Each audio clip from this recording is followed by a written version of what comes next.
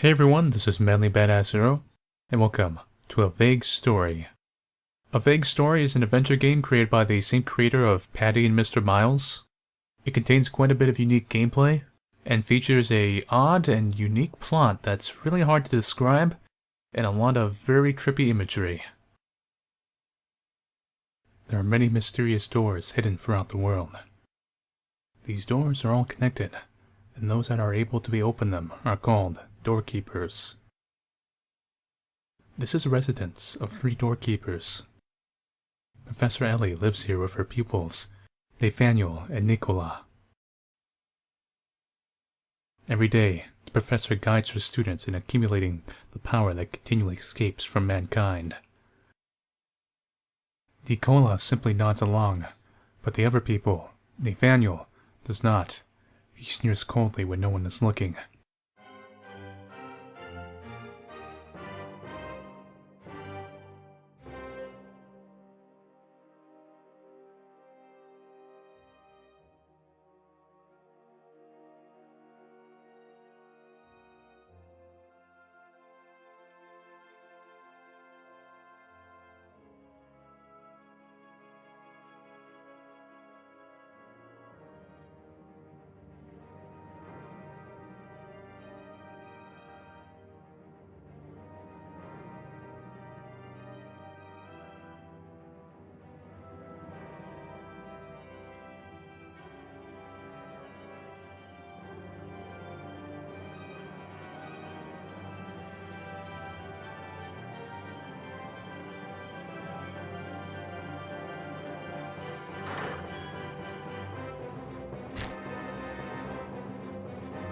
Nathaniel turned and said,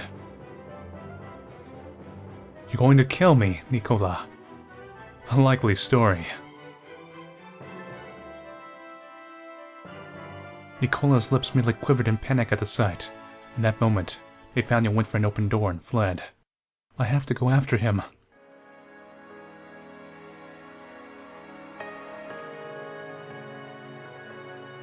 So, this is a vague story.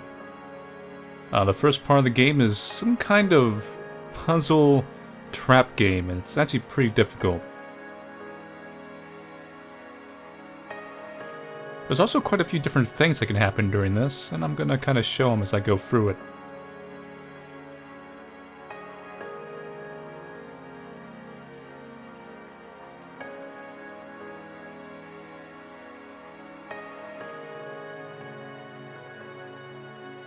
Let's see, we're at door 0. No, we're at the starting door. Door 0 is Butterfly Land.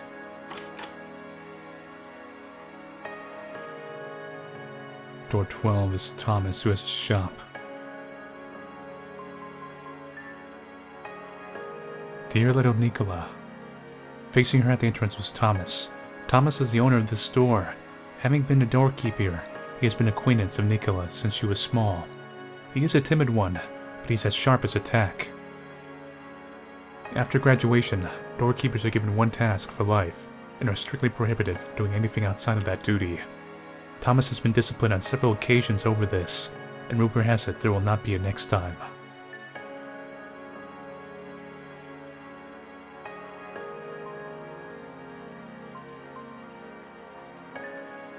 By Trap B.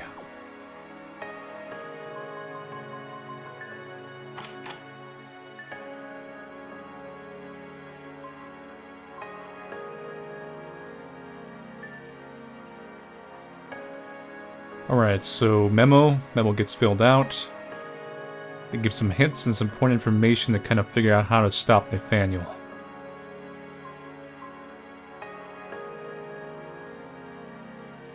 I'm not really sure what the doorkeepers have to do with the world and how they're connected to Patty and Miles' world.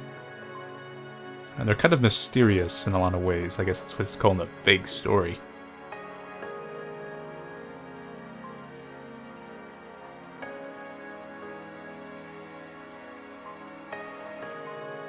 Determining each route. Let's leave Trap A here. Let's check out the rest of the rooms.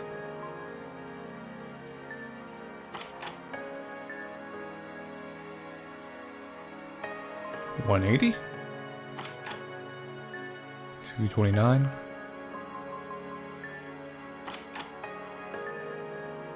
Kind of post-apocalyptic. It's definitely the weirdest room out of all of them.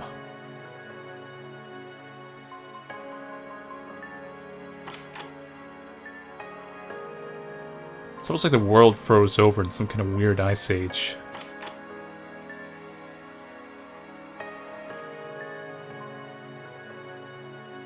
Yeah, it actually tells you what's behind its key forest, Thomas's room, and so on.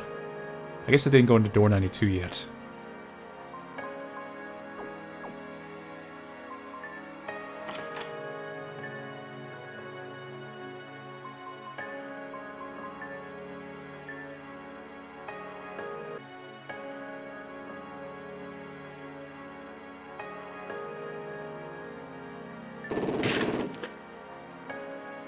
Trap worked. Did I get him?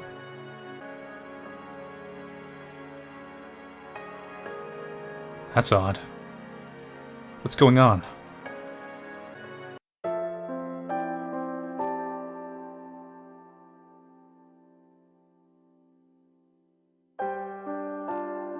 The next day, Nicola held the funeral by herself. Not calling out for anyone else, she buried her mentor in a hole she crudely dug up on the other side of the house. How one's desire to change the past actually came to this result had made Nicola wonder. Then, she turned around and noticed elders and gentlemen she did not know stepping out from a door. They were definitely doorkeepers, but never had she seen so many gathered in one place before. After bowing deeply to the grave, one of them beckoned Nicola to the door.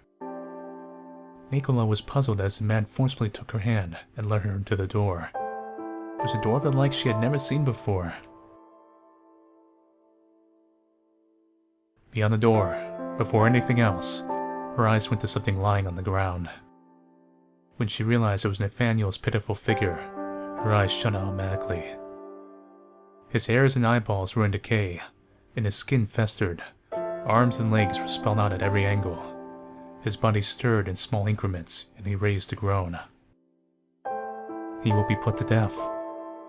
With the reason obvious, the man left for the door without another word on the subject. Even as Nicola listened to his cries for help, there was nothing she could do for him. That's the bad end right there. One of them anyway.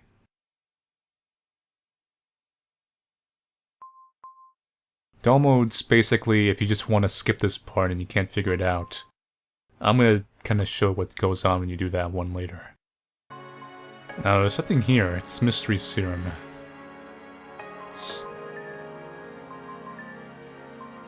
It's basically another cheat item.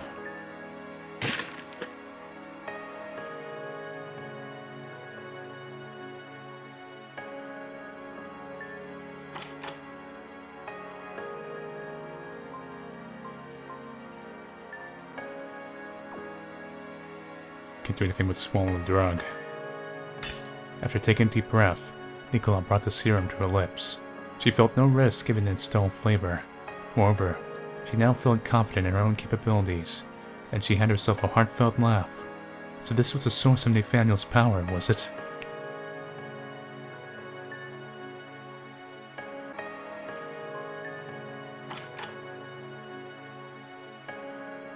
Thomas?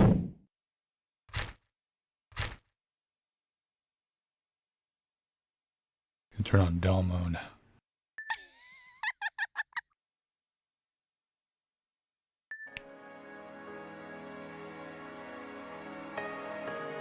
Dull mode is very literal.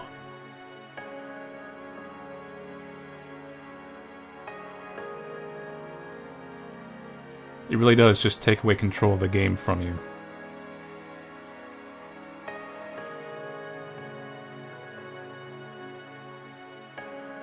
But rather than just being some kind of autoplay, you actually become a doll. It's a bit sinister in the end.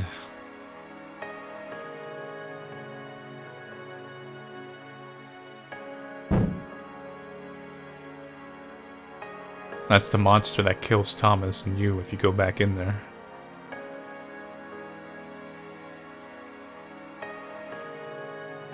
I guess we're kind of hunters or pawns of the doorkeepers. They do specify in the memo that Thomas was basically on their shit list for a while there. It even opens the menu on its own.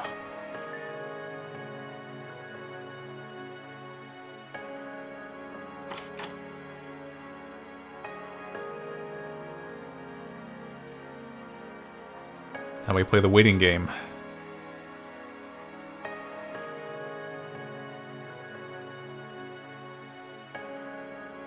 People sometimes talk about games playing themselves or just being walking simulators. This is about the most literal interpretation I guess you can have.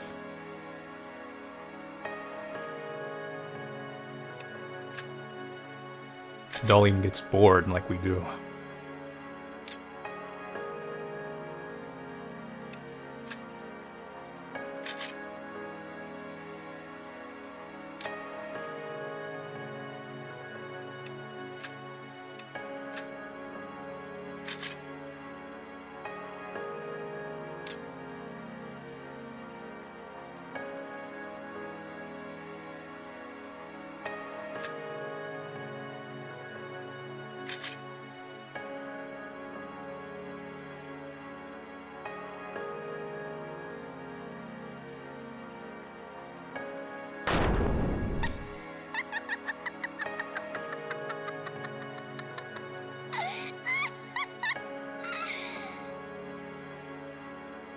Did you ever think you'd see your own character kill itself? And I don't just mean in a story-based way, but just... you tell the game to play itself because you can't solve the puzzle and it just rewards you by killing you.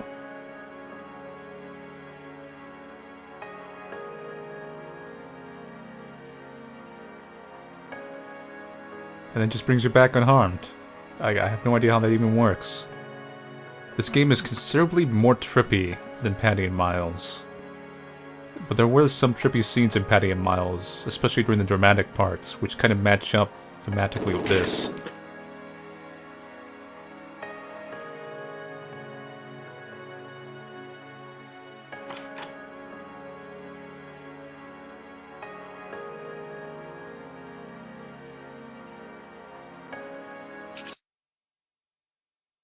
Just hear me out. Impervious even to the barrel of the gun that faced him, Nathaniel continued with his story.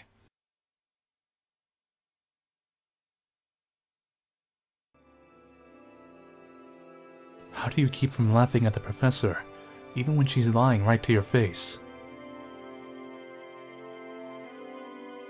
There's a reason she's so adamant about us avoiding human contact.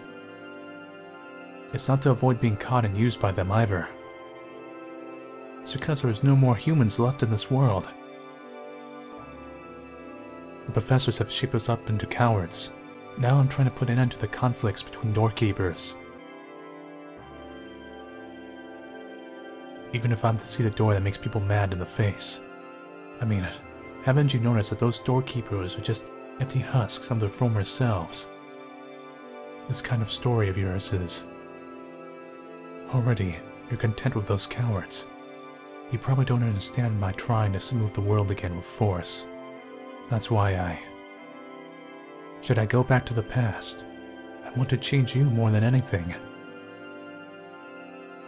The two of us going off on a journey, free and proud. We'll try out all the ice cream in the world. When we were little, you nodded your head when you said that was your dream, Nicola. There was an ice cream scene in Patty and Miles, too. A likely story. I said that because I was confident that there was no way in hell I would be caught. But I take that back now.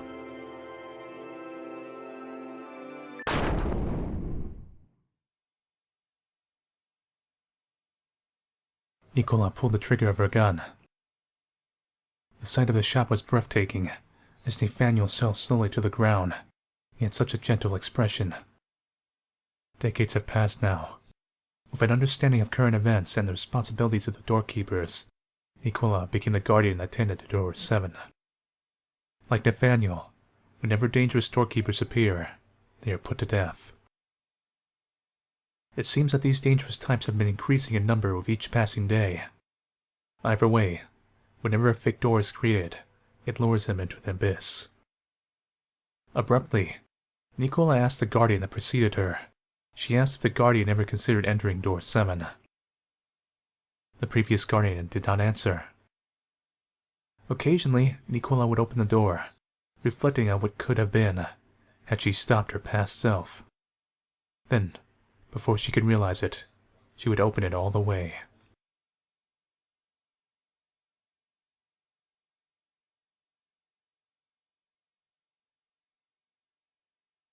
That's kind of cool, actually.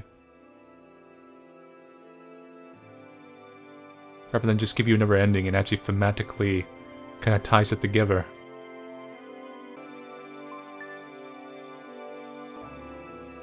Nicola knew not what she was to do, until finally she could no longer stop her tears from overflowing.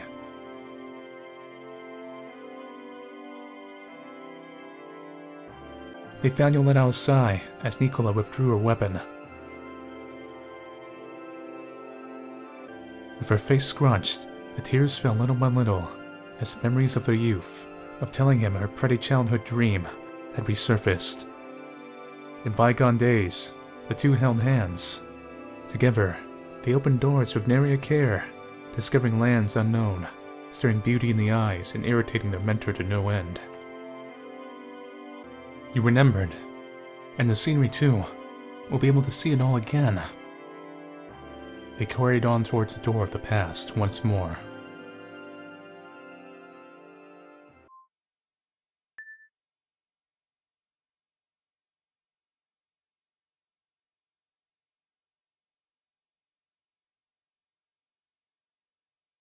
So, this is what you meant. To think, this was actually a shortcut to door 7 all along. I feel a bit better now. A black sheep like me is capable of something after all. Right, we should get going.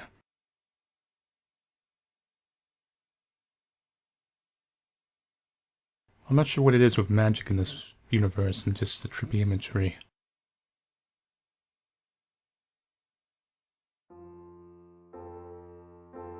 It's a bit Shaft anime almost.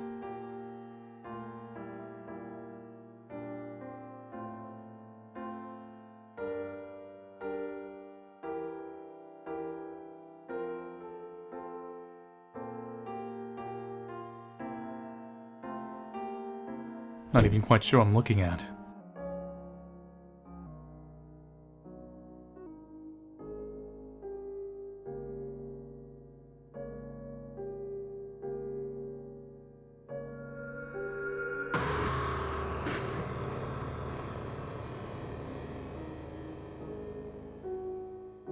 Like this.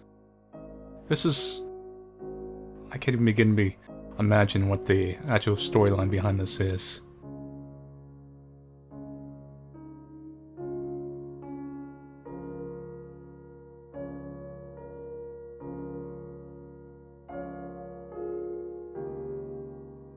Like, why is everyone puppets? What wiped out humanity? It's a lot of things that need to be answered.